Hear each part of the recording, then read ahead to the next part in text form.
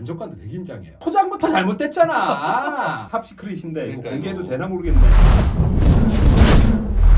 면접관들은 어떻게 면접을 준비하는지 응시생들도 좀 알아야 그들한테 좀 유리하게 맞아. 진행되지 않을까 아, 싶어서. 질문 좋았어. 아주 좋았어. 아주 질문 좋았어. 오늘 그 팁을 알려주실 거죠? 아, 그렇지. 그거 하려고 지금 나온 거잖아. 왜 면접관을 그치? 알아야 되는지. 그 피면접자가 지원자가 긴장할 것 같아요. 면접관이 긴장할 것 같아요. 지원자요. 아, 당연히 지원자가 긴장하지 그야. 근데 중요한 건 그 면접관도 되게 긴장해요.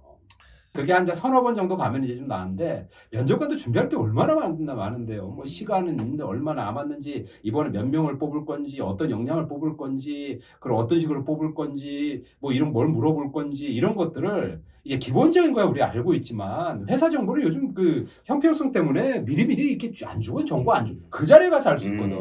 유 대표도 그렇지 않아? 그러니까 우리 경험으로는 어. 미리 안 주잖아요. 그러니까 좀 미리 줘야 읽어보고 물어볼 거 이렇게 다 빨간 줄 넣어서 그러고 와야 하고 될 텐데. 싶은데 너무 공정한 거죠. 회사. 그렇지. 아, 요즘 공기업 쪽은 거의 그래요. 미리 안 줘요. 그 자리에서 할 수 있을 정도로. 면접관들은 누가 오나요? 아, 그거를 봐야 돼. 일단 민간기업하고 공기업이 달라. 공기업은 5대 5야. 그 사람들이 보면 이제 한 4명 이렇게 앉아 있잖아. 그럼 내부 직원 2명, 외부 직원 2명. 이렇게 와. 왜냐면은 공기업은 사실은 어떤 사람을 뽑느냐도 중요하지만 뽑는 게 문제가 안 되느냐도 되게 중요하거든. 뽑는 과정이 문제가 안 되느냐. 공정성을 기하기 위해서 이제 내부 직원들과 외부 직원을 이렇게 골고루 해서 한 5대 5 정도 비율로 내규로 이렇게 정해서 진행을 좀 한다고. 주로 어떤 사람들이 면접관으로 오냐? 주로 많이 오는 데가 경영 관련된 컨설팅에 종사하는 컨설턴트. 아니면 이제 좀 거기에도 주로 임원급이 많이 오겠지. 그렇지. 임원급. 저 같은 사람이죠. 그렇지. 그런 사람들이 제일 많이 오고, 그 다음에 이제 이전에 기존에 그 어떤 대기업이나 이런 데 임원으로 있었던 분들. 이런 분들도 이제 한 번씩 와서 그럴 수 활동을 좀 하고, 최근에 이제 면접이 좀 더 많아지고, 채용에 대한 공정성도 되게 이슈가 되기 시작을 하면서, 그거 전문기관에서 면접관들이 양성하기도 하거든. 그래서 그런 면접관들이 많이 좀 오지. 응시자들이 보기에는 뭐 구분이 안 될 수도 있잖아요. 내부 면접관 어렵지. 그럼 그들이 좀 구분해서 유리한 점이 있으면 한번 좀 말씀 좀 해주시고 왜 구분도 하는 게 필요한지. 그렇지. 누가 외부인지 내부인지를 좀 아는 게 왜 중요하냐면, 내부 직원한테 이야기를 할 내용과 외부 직원하고 이야기할 내용을 조금 구분하고 정리를 좀 하고 들어가면 확실하게 이제 아무래도 긴장을 좀 덜하기도 하지. 그래서 사실은 좀 구분을 해놓을 필요가 있는데, 일반적으로 내부 직원은 당연히 이제 조직에 대한 이야기, 직무에 대한 그런 질문을 한다는 거죠. 그런 이야기를 당연히 많이 하지. 왜냐면 이제 실제 같이 일을 할 사람들이니까. 그리고 회사 속에서 일하다가 이제 여러 가지 딜레마 상황들이 있지. 그래서 예전 한때는 막 윤리에 대한 이야기 되게 많이 물어보잖아. 뭐 윤리적이지 않는 지시를 시켰을 적에는 어떻게 들을 거냐 말 거냐. 뭐 이런 거. 이렇게 공기업 다닐 때마다 맨날 그것만 물어봐. 외부 직원은 주로 그 역량 있지, 역량. 그 역량 중에도 이제 공통 역량이라고 어떤 우리 인성과 관련된 거, 자세와 태도와 맞습니다. 인성, 관련된 태도. 거. 그런 역량 위주로 많이 물어보게 되고, 그리고 이제 여러 가지 뭐 구조화된 질문 많이 이야기하잖아. 구조화된 질문, 상황 질문 이런 것들을 이제 하는데. 내부 면접관들은 실무적인 질문 위주가 많고, 그렇지. 외부 면접관들은 그거랑은 좀 상대적으로 역량이나 인성이나 이런 쪽으로 좀 질문을 많이 하는 차이를 잘 짚어내면. 그렇지. 훨씬 저 사람이 내부 면접관이고 나이가 더. 그런 걸 조금 그럼 누구한테서 잘 보여야 되니까 박사님. 앞으로 그 얼굴 쳐다보고 같이 일할 사람한테 이제 잘 보여야지. 근데 뭐 점수를 주는 그 차이가 있을까요? 내부 면접관이라고 해서 더 비중을. 그렇지. 그것까지 응시생들이 좀 알았지. 탑시크릿인데 이거 공개해도 되나 모르겠네. 우리 내외부 우리 면접관들이 이제 모이게 되면 그거를 먼저 이야기 좀 하지.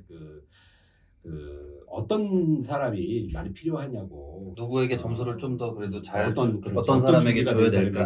준비를 더 그런 지침 정도는 있죠. 그런 정도는 한번 이야기를 간단히 듣는다고. 듣고 그러면 어떤 데는 명확히 그걸 이야기해 주는 사람들도 있고 그렇지 않은 사람들도 있는데, 일반적으로는 좀 명확히 이야기를 좀 해주는 편이야. 그러면 이제 우리가 외부 면접관들도 초점을 맞춰서 질문할 때는 약간 그쪽 방면으로 조금 더 구조화되고 심층 질문들을 좀 하는 거는 좀 있어. 물론 뭐 우리가 이제 묻고 답을 하는 거 전부 다 모든 사람이 다 평가는 좀 하고 있는데, 아무래도 좀 실무적이고 전문적인 내용들을 외부 면접관이 잘 모르잖아. 현장에서 누구 눈치가 더 빠르냐 이것도 중요할 것 같아요. 그럼. 내부 면접관이니까 저런 그렇지. 질문 나에게 했는데 음, 나는 저 사람한테 더 음, 뭔가를 어필을 하면 좋은 점수를 받을 수도 있겠구나. 뭐 이런 생각을 할 수도 있고. 제가 개인적으로 궁금한 마지막 한 가지 질문. 마음에 드시는 응시생에게 질문을 많이 하세요? 안 드는 분에게 많이 하세요? 그거 정말 질문 잘하네. 오늘 정말 질문 되게 잘하네. 그게 여러분 그저 질문 많이 받으면 좋은 것 같아요, 나쁠 것 같아요. 잠깐만 생각을 해보라고. 좋은 것 같은데. 이게 우리끼리 좀 그런 게 있었어요. 참 이 친구가 괜찮은 것 같아. 근데 물론 면접관끼리 의견은 달라. 의견은 다른데 한 면접관은 이 친구 보니까 여러 가지 참 괜찮은 것 같아. 근데 요걸 좀 어필을 좀 했으면 좋겠는데 어필을 못 하는 거야.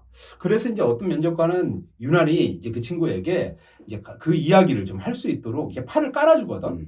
그러면 그거를 좀 잘 이해를 하고 같이 좀 이야기를 해줬으면 좋겠는데 이때 이제 본인도 긴장이 되고 막 이러니까 이제 그걸 충분히 발휘하지 못해서 그래서 나는 그게 너무 좀 아쉽더라고. 그래서 질문 받으면 여러분 좋은 거예요. 안 받는 것보다는 어차피 관심을 끄는 거니까는 당연히 좋은 거죠. 이렇게 다대다 면접할 때 유용하겠네요. 그런 다대다 면접은 그죠? 특히나 더 그럴 때는 다만 그거는 좀 있어요. 지금 한 4명 대 4명이 앉잖아요. 그러면 이제 주어진 시간이 조금씩은 다른데 뭐 짧게는 20분, 많게는 한 40분 정도 가거든요.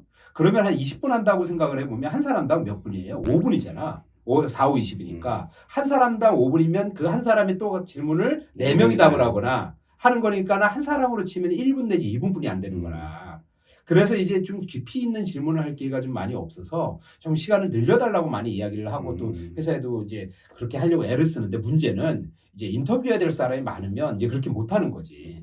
그래서 여러분이 이제 이렇게 어떻게 좀 구조화된 신청 질문을 할 건지 말 건지 어떤 식으로 진행될 건지 이거는 주어진 시간 거기에 면접실에 들어가는 인원수 이런 거 보고서 어느 정도 대략적으로는 좀 판단할 수 있죠. 오늘 엄청난 팁을 알려주신 것 같아서 엄청났어? 아무 생각 없이 면접 보러 다녔을 텐데 여태까지 그래서 이거 한번 봤으면 내외부 이제 민간이랑 공기업이랑 좀 다를 수는 있지만 그 차이를 확실히 좀 인지를 하고 대응을 하겠다 싶은데요. 그럼 좀 낫지? 여기까지만 알려주시면 될 것 같아요. 준비한 거 10분 발휘해. 얼마든지. 면접관도 긴장하니까 여론만 긴장한다고 생각하지 마시고 열심히 하면 좋은 결과 있으리라 생각해. 파이팅! 파이팅!